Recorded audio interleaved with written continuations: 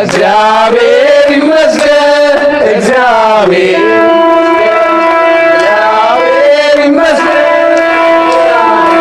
ይመስገን። አባቴ በጣም ነው የምወድህ። ዛሬ እንደዚህ በጤና ቆመ ሳይ በጣም ነው ደስ ያለኝ።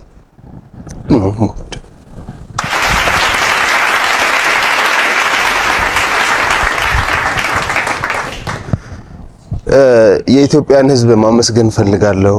ብዙዎች በሚሞቱበት በዚህ አደገኛ የዋልድባ በረሃ የ12 ዓመት ልጅ መንኩሳለች። እናቷ ከአንዴም ሶስቴ ወደ ሌላ ገዳም እንድትሄድላቸው ለምነዋት እምቢ ብላለች። ዛሬ ደግሞ እኛ ልንለምናት ከአዲስ አበባ ድረስ በአካል መተናል። ይህ ገዳም ሰዎች ለመሞት ተዘጋጅተው መከፈኛቸውን ይዘው የሚገቡበት ትልቅ የሰማዕትነት ቦታ ነው። ፈጣሪ ሲወድህ የምትመካበትን ነገር ይነጥቃል። ሌላ መመኪያ እንዳለ ሊያሳየህ። እኔ በቃ ያኔ ሰው መናቄ ምንትን ማለቴ ምናምን ከሆነ ጊዜ በኋላ ያመጣሁት ባህሪ ነው። እሱ ነበር መመኪያ። ሰው አስቀየሜ ሆዴን መሙላት። አየኸው፣ ልክ ሲወድህ ፈጣሪ ንጥቅ ያደርጋል። እዛ እሱ እንዳለ ያሳያል። ይኸው ዛሬ እዚህ ደረሱ። በሆነ ሁሉ ታመሰግናለህ እንጂ አታማርም። ሰላም ሰላም፣ የተወደዳችሁና የተከበራችሁ ውድ የዚህ ቻናል ቤተሰቦች፣ ዛሬም እንደተለመደው አስተማሪና ቁም ነገር አዘል የሆኑ መረጃዎችን ይዤላችሁ ቀርቤያለሁ። ወደ ቪዲዮቹ ከዛ በፊት ግን ለዚህ ቻናል አዲስ የሆናችሁ ላይክ እና ሰብስክራይብ እንዲሁም የደወል ምልክቱን በመጫን ይህን ቻናል መቀላቀል ትችላላችሁ። ወደ ቪዲዮቹ በመጀመሪያ ይዤላችሁ የመጣው ቪዲዮ እንደምትች አባታችን አባ ገብረ ኪዳን በህይወታችን ውስጥ የሚጠቅሙን 5 ነገሮች ነግረውናል። እነዚህ ነገሮች ተከታትለን እንመለስ። ከዛሬ በኋላ በሰበኩበት ሁሉ ለመናገር ነው ቃል የምገባው። እግዚአብሔር ቢረዳኝ እነዚህን 5 ነገሮች ሰው እስኪያደርጋቸው ድረስ ከቻልኩ እስከምሞት እናገራለሁ። እናንተም በጸሎት ካሰባችሁ የመጀመሪያው 1 ምዕራፍ መጽሐፍ ቅዱስ በቀን አንብቡ። ሁለተኛው ቤተክርስቲያን ሳትገቡ አትዋሉ። መግባት የማያስችል ተፈጥሯዊ ግዳጅ ከገጠማችሁ ደጅ ላይ ቆማችሁ ሄዱ። ሶስተኛው በሳምንት 1 ቀን ቢያንስ አስቀድሱ። ውስጥ ገብታችሁ ሳምንት 1 ቀን ቢያንስ ማለት ነው። አራተኛው ንስሐ ግቡ። ንስሐ እንደውም ምንድነው የምትባለው? ሌላኛይቱ ከእግዚአብሔር የተሰጠችን ልደት ናት የሚባለው። አንድ ልደት ከእናት አባት ተወልደናል። ሌላ ልደት ደግሞ በጥምቀት እንደገና እሷ ስትደበዝዝ ደግሞ እግዚአብሔር በንስሐ ልደትን ሰጠ። አዳም ከሔዋን እሱን የመሰለ ልጅ እንደወለደ ይላል። ክርስቶስ ከንስሐ ማህፀን እሱን የመሰሉ ልጆችን ይወልዳል ይላል። ደስ አይላችሁም? ንስሐ ማህፀን ውስጥ ገብተን እንደገና ክርስቶስን የመምሰል አባታችን እግዚአብሔርን የመምሰል እድል አለን። እሱ የመንፈስ ቅዱስ ጉልበት ስለሆነ ነው አቤቱ ጉልበቴ ሆይ እወድሃለሁ እንድንል የፈለጉት። ንስሐ ግቡ። የመጨረሻው ጸልዩ። ሳትጸልዩ አትብሉ። ሳትጸልዩ እቤት አትውጡ። ብትችሉ ስግደት ስገዱ። ስገዱ። ጥቂት ስገዱ። ትንሽ ከቻላችሁ 41 ካቃታችሁ 21 ካቃታችሁ 7 ካልሆነም 3። እኛ ለእግዚአብሔር ስንሰግድ ሰይጣን ከኛ እግር ይወድቃል። ሰው ለእግዚአብሔር ሲንበረከክ የሚያንበረክኩት ከሱ ስር ይንበረከካሉ። ዳዊት ለእግዚአብሔር ይንበረከካል። እግዚአብሔር የዳዊትን ጠላቶች ለዳዊት ያንበረክካል። ቀመሩ ይሄ ነው። እኛ ለእግዚአብሔር እንንበረከክ፣ የሚያንበረክኩንን አጋንንት ደግሞ እግዚአብሔር ያንበረክካቸዋል። ሰው ለእግዚአብሔር ሲንበረከክ ትልቅ ነገር ነው። ለጸሎታችሁ ደግሞ ቀመር አታብጁለት። ማለት ምን ማለት ነው? ዛሬ ንጹህ ነኝ ልጸልይ፣ ዛሬ ረክሻለሁ አልጸልይም። በቃ ሁል ጊዜ ዝም ብላችሁ ጸልዩ። ይህን ያደረግን እንደሆነ እግዚአብሔር ጉልበት ይሆነናል።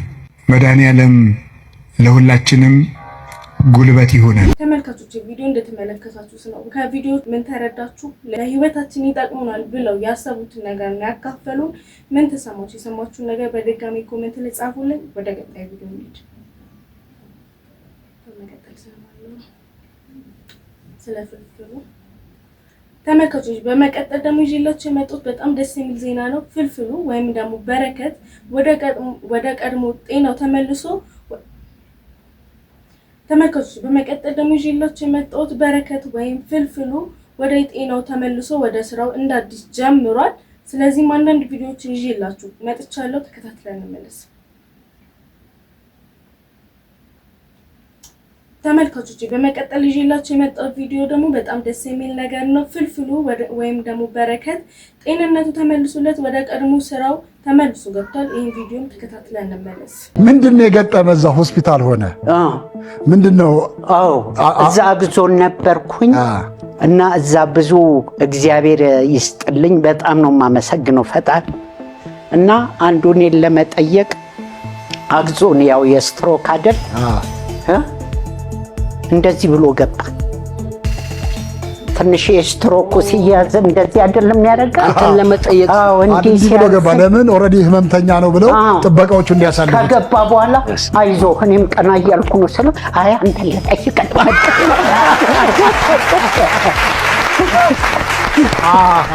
ብዙ ሰው ያው ስለማይገባ ስለነበረ ይሄ ሲስተም ነው የተጠቀመው።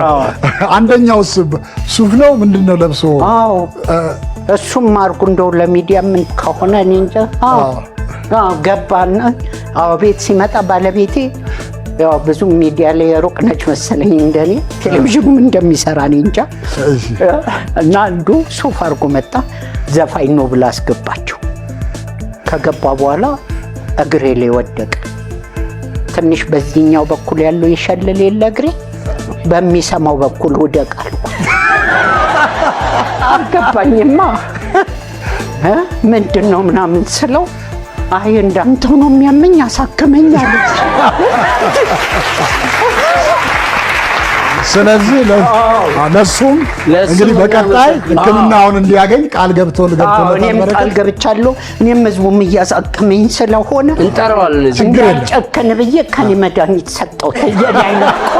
ተመልካቾች ቪዲዮ እንደተመለከታችሁት ነው። በጣም ደስ የሚል ነገር ነው። ለሱኛም ደስ ብሎናል። የስራ ባልደረቦቹ ራሱ ያደረኩለት አቀባበል በጣም ልዩ ነው። በጣም ደስ የሚል ነገር ነው። እስኪ እናንተስ ምን ትላላችሁ? ደስታችሁ ኮሜንት ላይ አስቀምጡልን። ወደ ቀጣይ ቪዲዮ እንሂድ። መቀጠል ደግሞ ተመልካቾች ይዤላችሁ የመጣ ቪዲዮ አርቲስት ሄኖክ ወንድሙ ትናንትና ማታ ላይ ሰይፉ ላይ ቀርቦ ለስራው የከፈለው መስዋዕትነት እያብራራልን ነበረ። በአካውንት ውስጥ 1 ብር እስከማይቀር ድረስ ነበር ይህን ስራ የሰራው። ሁሉም ሰው ይህን ስራ ለማየት በጣም በጉጉት እየጠበቀ ነው። ይህን ቪዲዮም ተከታትለን እንመለስ። አሁን አካውንት ውስጥ ምን ያህል ገንዘብ አለ?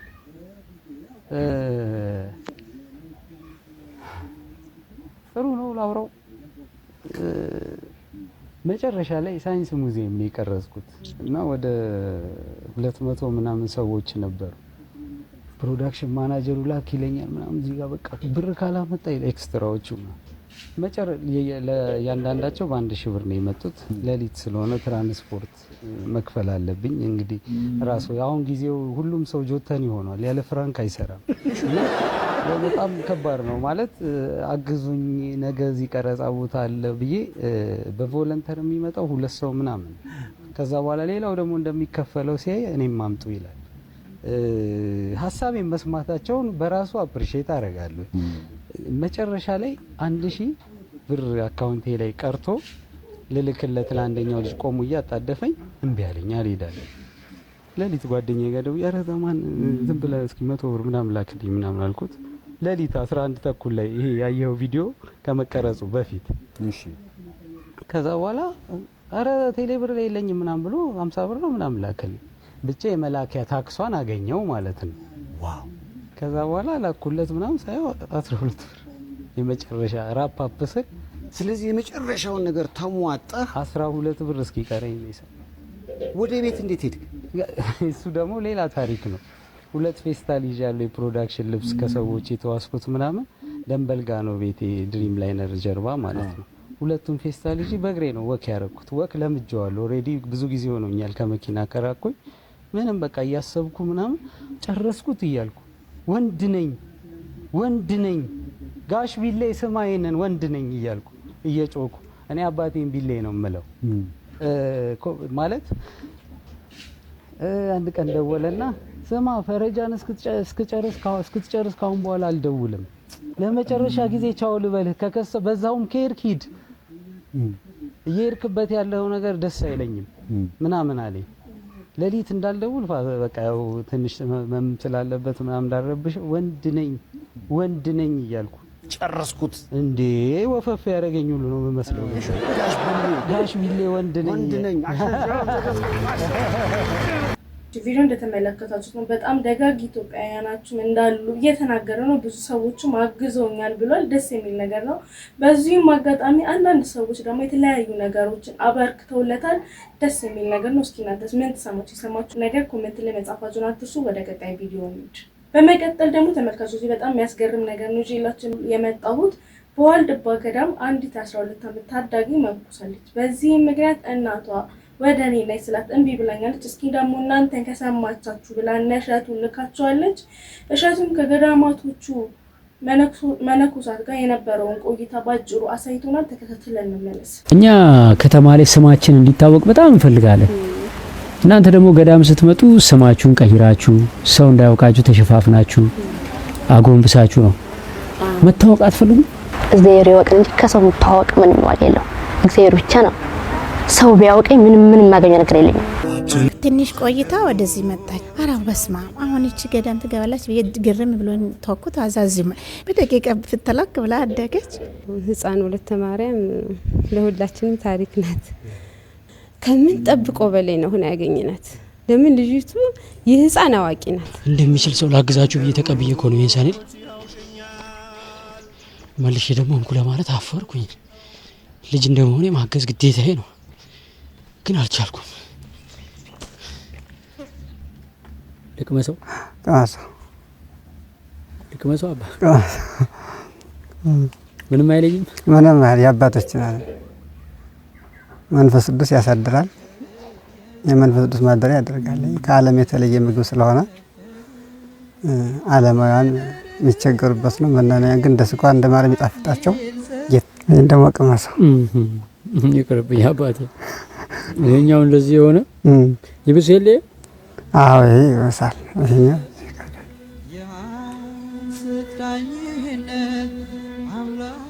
አልቻልኩኝም አባ። ሞክረው ትንሽ በምን ልዋጠው? ውሃ አለ እንዴ አባ? ውሃ እናምጣለን። መዋጫ? አዎ ውሃ ከኔና ይዋጥ የለም። መድኃኒት ቶሎም ከይሄ ነው መድኃኒት። ልክ የስጋ መድኃኒት መራራ ይዋጣል። ይሄ እኮ የነፍስም የስጋ መድኃኒት ነው። የአባቶቻችን በረከት ነው። ገዳም ማለት እንጨት ለቀማ አለ፣ ቁፋሮ አለ፣ ውሃ ቅጂ አለ። በጣም ብዙ ስራ ነው ያለ። እናቶች ያዛሉ። በዚህ ውጣ ወታደር ማለት ይቻላል። በቃ ምን ነው ማለት አንደኛ እንደውም ወታደር ወጣ።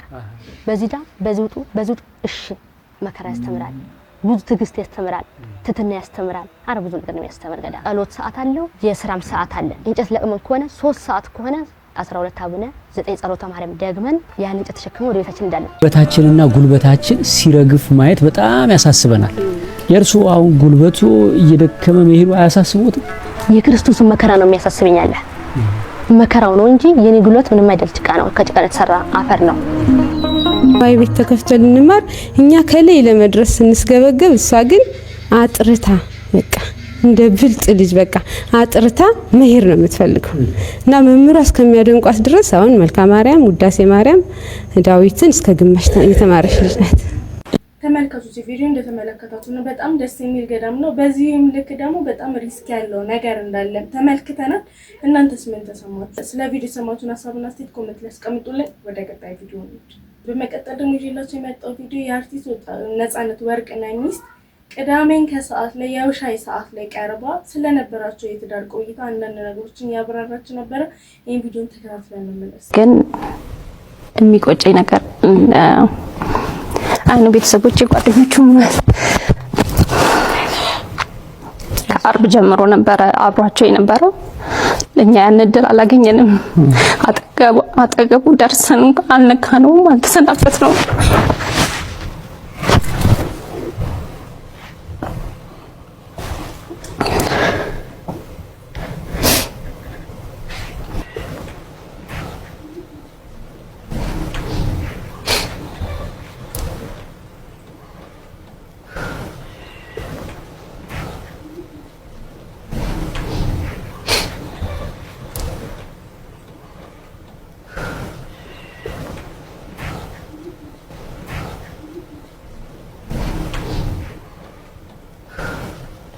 አይዞሽ ንጹህ እሺ እየበረታሽ ከባድ ነው በጣም ነፂ ለስራው ያለው ፍቅር እንግዲህ ከዛ ወደዚህ እንዲመጣ አድርጎታልና እንዴት ነበር እናንተ ስራውን የምትመለከቱት ቲቪ ዛ የቤተሰብ ያያል አንዴ እንደውም ስቱዲዮ መታችኋል ይመስለኛል እንትን ነበር እና ስራው በእናንተ ቤት ምን አይነት ነገር ፈጠረ እንዴት ነው አንቺ ያንን ትገልጪ ልጆቹ እንዳይናፍቁ ያልኩ አላይም እኔም ደሞ ባይ ናፍቀኛል አላይም ግን የተወሰነ ነገር ስናይ ፈጥኖ ነው የሚያወራውና በጣም ይገርማሉ ልጆቹ አባት ወሬኛ ነው ይሉኛል የነሱ አገላለጽ ፈጥኖ ያወራል ስለማይችሉበት ወሬኛ ይላል እንደዛ አይደለም እላለሁ እና አሁን ግሬሶ እንደሱ አላት ፈጥኖ የመናገር ሰውጪ ነጽ እዛ ያ ታመመ ከዛ እኔ ደግሞ እንትን አልኩ በቃ ታማሃል ለዚህ መሆን አለብህ ነገር ነው አይሽ የዓላማ ነበርና አይደል እንደዚህ ሆና እንደዚህ እናረጋለን ግን በመሃል ህመም ሲመጣ በቃ ይሄ ነገር ይቀርና እዚህ ህክምና ተከታተል ቆይ ምናምን ስለው እኔ ታሞ ሞተ መባልን አልፈልግም እየሰራ ሞተ መባል ነው ፈልገው አለ እነዚህ ስመጣ አርብ ቀረጻ ለሄድ የተዘጋጀ ነበር ሲል በቃ ይፈልገውን ያደረገው ይሆነለት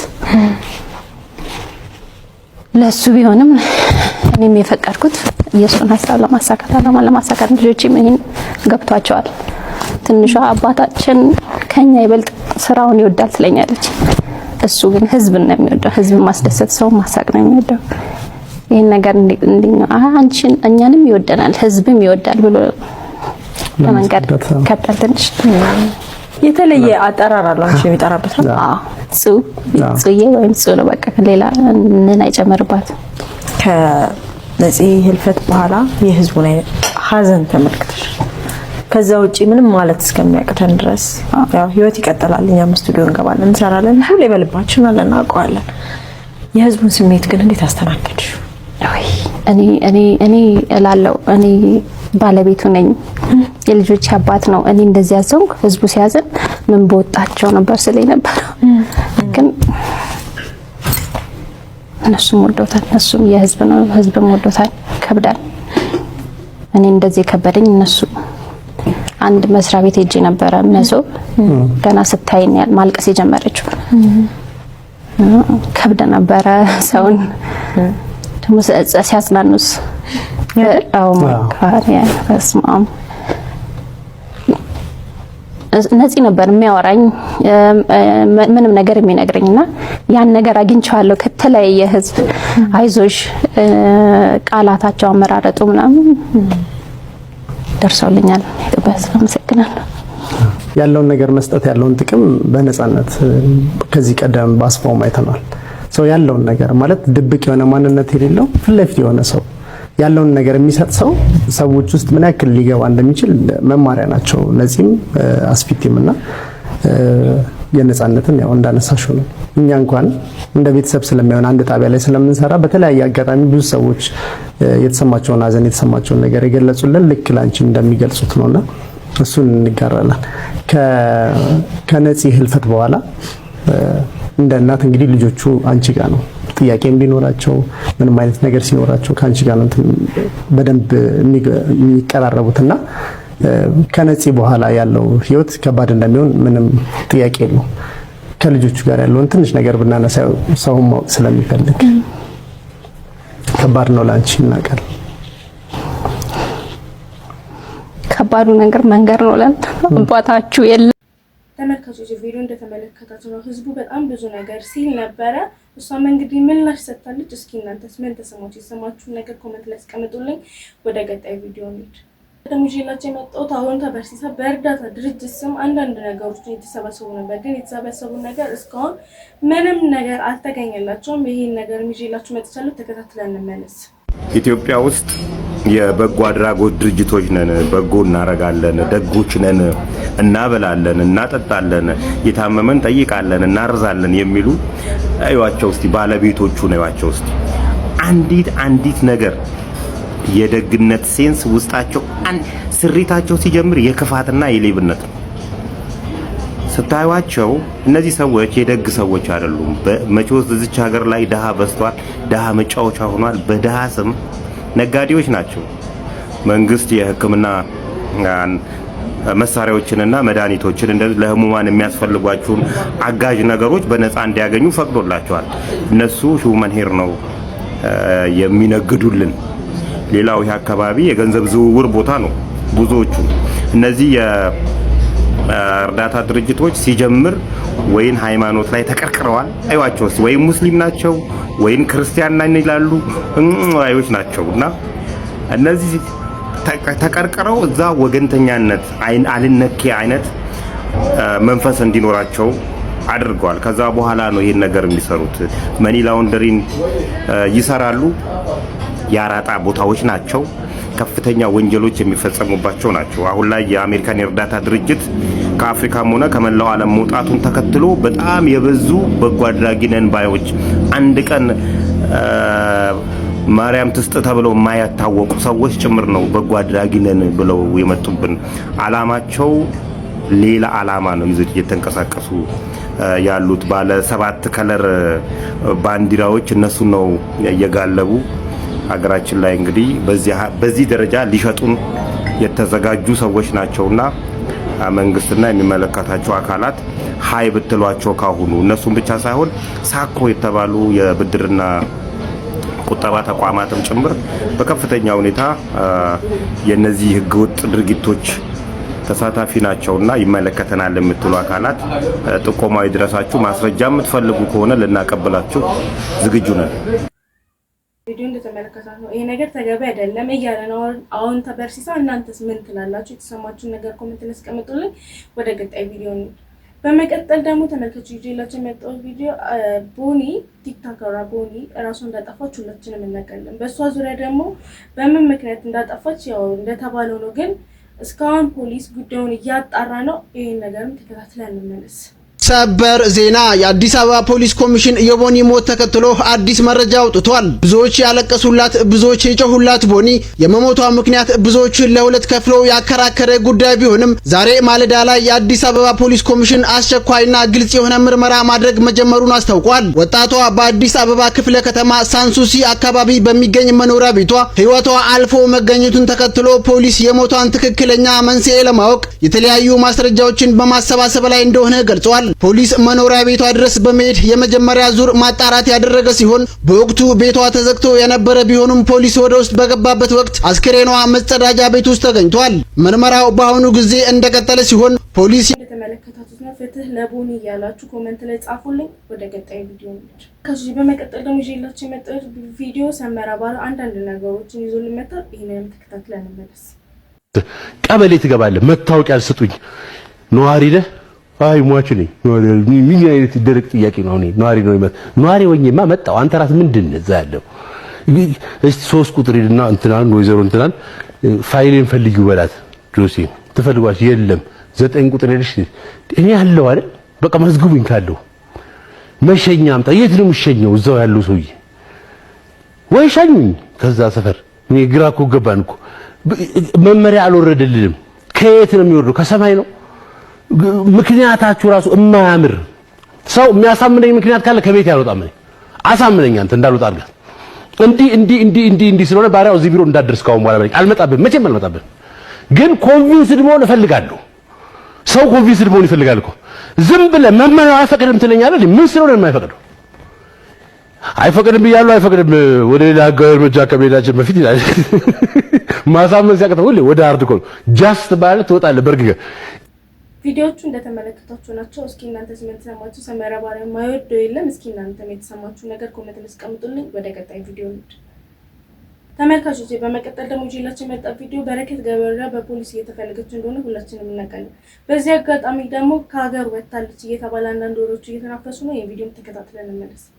ከሀገሬ የትም አልወጣም ስትል የነበረችው በረከት ገበሬዋ በድብቅ ከሀገር መሸሿ ተረጋገጠ። ጉዳዩ በርካታ ጥያቄዎች የታጀበ ሲሆን በተለይም ጠርጥራ በህግ ተፈለገች የምትገኝበት ሰዓት ላይ እንዴትና በማን ድጋፍ ከአውሮፕላን ማረፊያ ወይም በየብስ ድንበር አቋርጣ ልትወጣ እንደቻለች ብዙዎችን ግራ አጋብቷል። ለፈጣንና ወቅታዊ መረጃ የፎሎ ምልክቷን እንድትጫኑ በትህትና ጠይቃለሁ። የመጨረሻ ወርዴ የመጨረሻ ቃሌ ብነግራችሁ ማለት ነው ማንኛውም ምድራዊ ኃይል ቢመጣ የሶሻል ሚዲያ ጋጋታ ቢንጋጋ እኔ ወርቁ አደራ ልጅ ማለት ነው እግዚአብሔር ምስክሬ ነው ብዙ ከሞት የከፉ ቀኖችን ስላለፍኩኝ አላቆምም ስራ። በነገራችን ላይ አየርላንድ የራሷ አቋም ያላት ሀገር ነች። ካልመሰላት ከማንም ሀገር ጋር አትቆምም፣ ብቻዋን ትቆማለች። ለምሳሌ እና አልቃይዳ አልሸባብ ምናምን የሚባሉት አማጺያን ነው ቴሮሪስት የሚባሉት ራሱ አየርላንድ ላይ እንትን ቴሮሪስት አይደሉም። ለምን እንደሆነ አላውቅም። የትኛውንም ሊቢያ እንደዛ ችግር ሲደርስበት የሊቢያ ህዝብ በብቸኝነት የተቀበለችው አየርላንድ ነች። ሶሪያ ሲፈራርስ የሶሪያ ሙስሊሞችን የተቀበለች አየርላንድ ነች። መስጊድ ሰርታ ነው የተቀበለቻቸውና ስቲል የሚገርምክ በስነ ስርዓት ሙስሊሞችን ተቀብላ በስነ ስርዓት መስጊድ ሰርታ መጠለያ ሰርታ የተቀበለች ሀገር አየርላንድ ነችና እነሱን እንኳን ቴሮሪስት እያለ አሜሪካ ምን ሲያሳድላቸው ብዙ እነሱን እንኳን ያንንም ማታረጋ ሀገር ናት። እንኳን እኔ አይሽ ፋሚሊ ሆኜ ማለት ነውና የመጣው ትልቅ ሀገር ነው። ተጽዕኖ የምትፈጥር ሀገር ነች። በጸጥታው ምክር ቤት በየትም በኩል በየትኛውም ቦታ በጣም ትልቅ ተጽዕኖ ያላት ሀገር ነች አየርላንድና በእርሻም ደግሞ ትልቅ ደረጃ የደረሰች በአፍሪካ ውስጥ በጣም ተጽዕኖ ፈጣሪ እርሻ ያለበት ሀገር ነው። በተለይ እንስሳት ላይ በደንብ ነው የሚሰሩትና እዚህም ተዟዙሬ ብዙ ነገሮችን ለማየት ሞክራለሁ። ያሉኝን አስቀጥላለሁ። ስራ አላቆምም። ኢትዮጵያ ውስጥ ያለውም ይቀጥላል፣ አይቆምም ስራ። ውጤቱ ምንም ይሁን ምን አብረን ነው የምናየው ምን እንደሚፈጠር ማለት ነው። የተሻለ ነገር ይሆናል ብዬ አስባለሁ። እግዚአብሔር ይመስገን እስካሁን ድረስ ምንም አልሆንኩም። ግን ማለት ነው የመጨረሻ ወርዴ የመጨረሻ ቃሌ ብነግራችሁ ማለት ነው ማንኛውም ምድራዊ ኃይል ቢመጣ የሶሻል ሚዲያ ጋጋታ ቢንጋጋ እኔ ወርቁ አደራ ልጅ ማለት ነው እግዚአብሔር ምስክሬ ነው ብዙ ከሞት የከፉ ቀኖችን ስላለፍኩኝ አላቆምም ስራ። ተመልካቾች ቪዲዮ እንደተመለከታችሁ ለዛሬ ይዤላችሁ የመጣው ቪዲዮዎች እነዚህን ይመስላሉ። ስለ ቪዲዮዎቹ የተሰማችሁ ሀሳብና አስተያየት ኮሜንት ላይ ጻፉ አድርጉልኝ። በቀጣይ በአሪፉ እንደምንገናኝ ተስፋ አደርጋለሁ። አመሰግናለሁ።